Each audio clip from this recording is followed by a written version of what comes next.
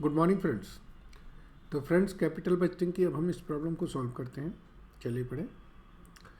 PQR company limited is considering to select a machine out of two mutual exclusive machine. The company's cost of capital is 12% and corporate tax rate is 30%. Other information relating to both the company is as follows. Cost of machine है, expected life है, annual income है. Depreciation is to be charged on straight line basis. Discounted payback period calculate करना है, net present value calculate करनी है और profitability index करना है. प्रेजेंट वैल्यू फैक्टर्स हमारे 12% पे दे रखे हैं इन्होंने. ठीक है, चलिए. तो फ्रेंड्स, सबसे पहले तो हम ये देखेंगे कि भाई हमारी दोनों मशीन से हमारी कितना इन्फ्लोज हो रहा है. ठीक है, फिर हम उससे प्रेजेंट वैल्यू निकाल लेंगे. तो ये हमारा स्टेटमेंट शोइंग evaluation of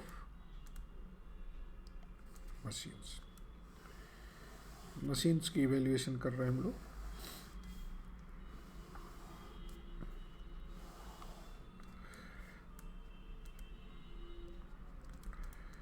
ये मशीन 1 है और ये मशीन 2 है. हमें दे रखा है EBITDA, profit before income and depreciation. इसका 6,25,000 है और ये 8,75,000 है. ठीक है.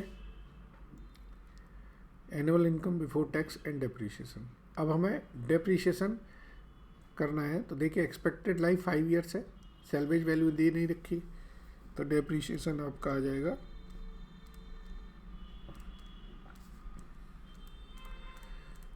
3,00,000, 4,00,000. तो ये हमारा EBIT है. आई तो है नहीं, तो 6 नहीं 3,25 बचेगा ना.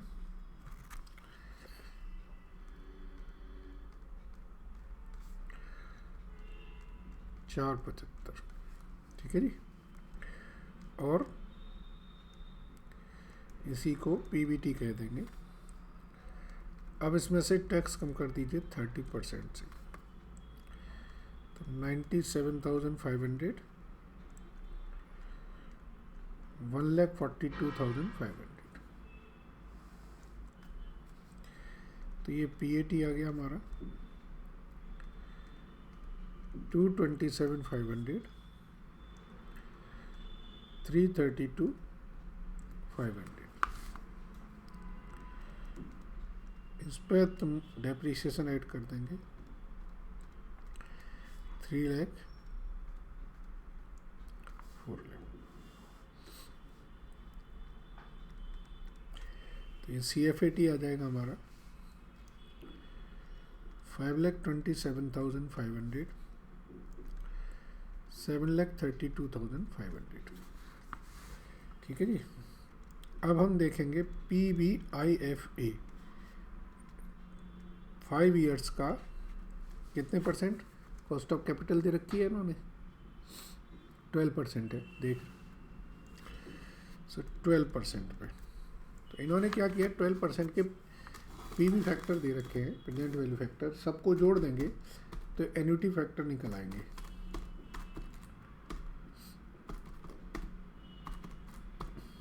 ये आता है हमारा 3.605. ठीक है जी, 3.605.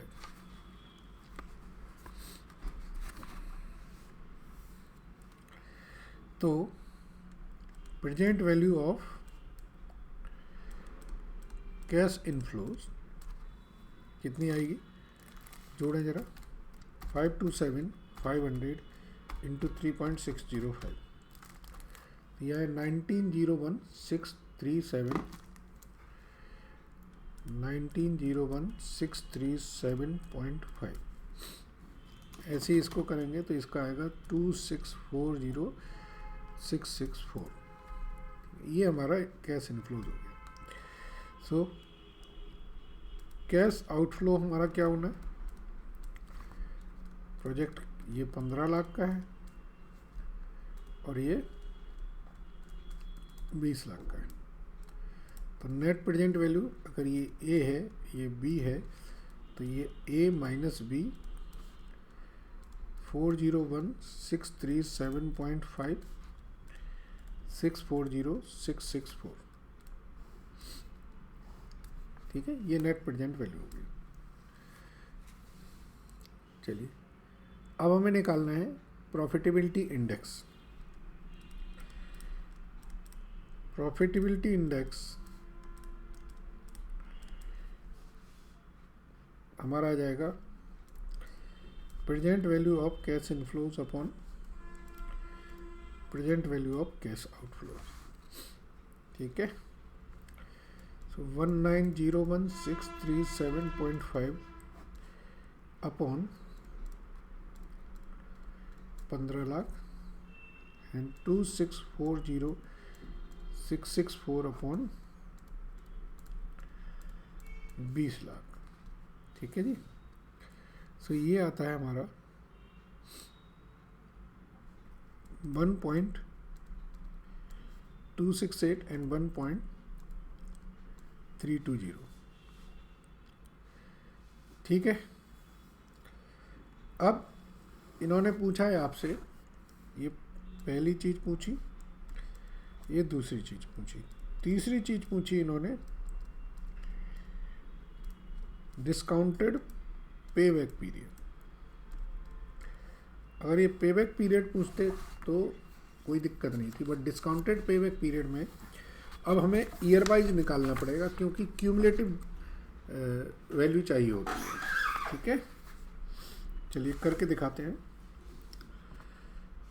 तो ये हमारी मशीन ए है, ये मशीन 1 है और ये हमारी मशीन 2 है, ठीक है जी। यहाँ लिखें ईयर और यहाँ लिखें पीवी फैक्टर 1 2 3 4 5। पीवी फैक्टर है हमारे 0.797, 0.712, 0.636, 0.567, ठीक है जी। अब लिखिए cash flow, present value of cash flow and cumulative cash flow, ये 3 बनेंगे।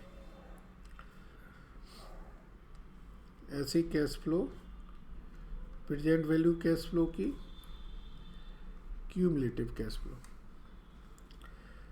कैश फ्लो इसमें 5,27,500 है 5 साल,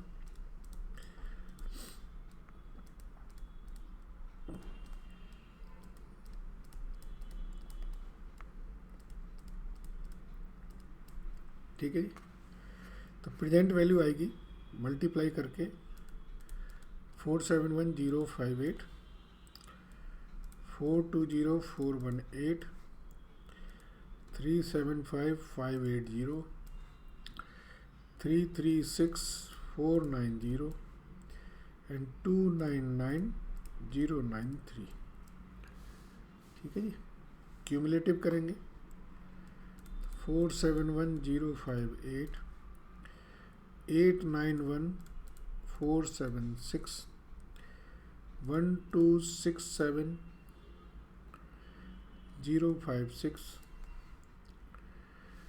1602, 546, 1901, 639, ठीक है जी। अब आप देखिए कि आपका प्रोजेक्ट तीसरे साल में आपको 12 लाख रुपए दे रहा है, ठीक है। तो इसका डिस्काउंटेड पेबैक पीरियड क्या होगा, 3 साल तो हो गए, मुझे टोटल कमाने हैं 15 लाख, जिसमें से 1267,056 में 3 साल तक कमा चुका हूँ, चौथे साल में टोटल में कितना पैसा कमा रहा हूँ, 336,490। तो इसका मतलब है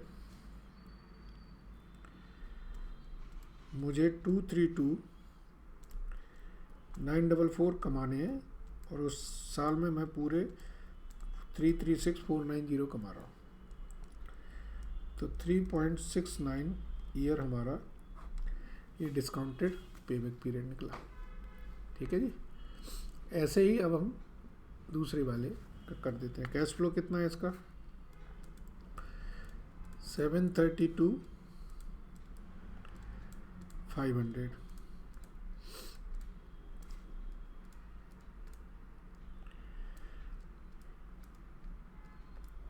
सही है।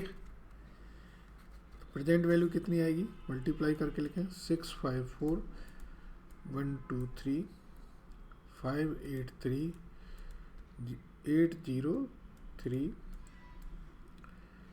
521,540,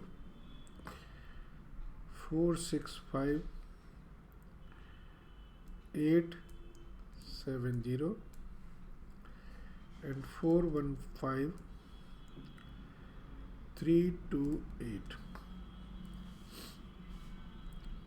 तो 654,123,1237,926, 1759,466, 2225,336 and 2640,664। 20 लाख चाहिए।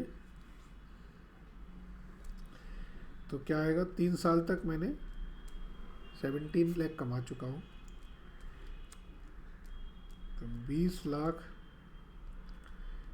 Minus 1759,466 upon 465,870। ठीक है जी। तो ये आ जाएगा आपका 3.52 ईयर। डन। चलिए, समझ आ गया। Thank you.